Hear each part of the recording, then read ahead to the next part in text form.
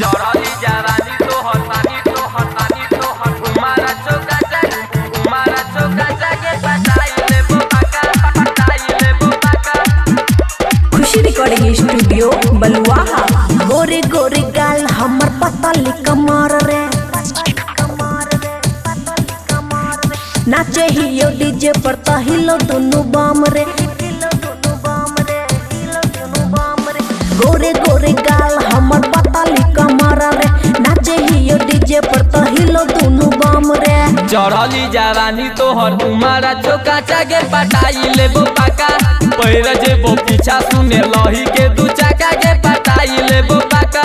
चढ़ली जवानी तोहर उमारा चौका जाके पटाई लेबो पाका।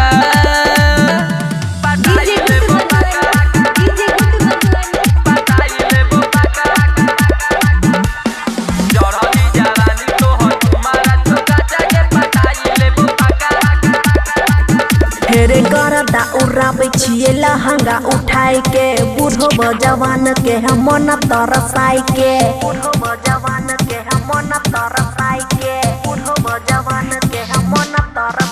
हेरे गरदा उड़ाबै छियै लहंगा उठाई के बूढ़ो जवान के हम मन तरसाई के।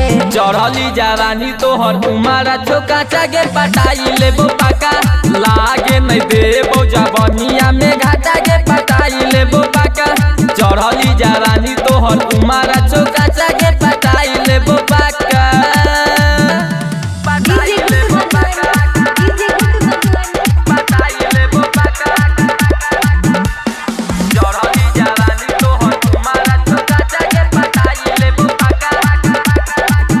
हेरे चढ़ल जवानी हमर मारे हिलोर रे नाच के टोरोल के देबो हम तोर रे।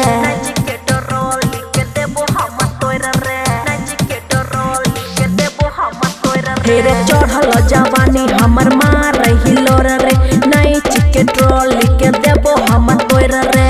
चढ़ली जवानी तोहर उमारा चौका जाके पटाई लेबो पाका दही के नमरिया बोलाई लेबो पाछा के पटाई लेबो पाका। चढ़ली जवानी तोहर उमारा चौका जाके पटाई लेबो पाका।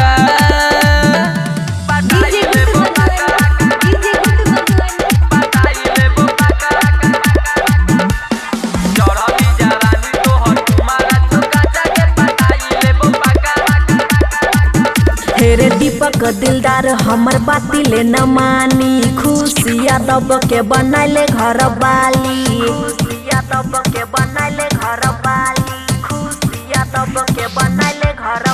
हेरे दीपक दिलदार हमर बाती ले न मानी खुशिया दब के बनाइले घर बाली। सचिना भागवत छौड़ा छिए गे उचाका के पटाई ले तो पाका दीपक दिलदार हम छिए गे उचाका के पटाई लेबो पाका अल्लाह के नहीं देबो जवानिया में घाटा के पटाई लेबो पाका।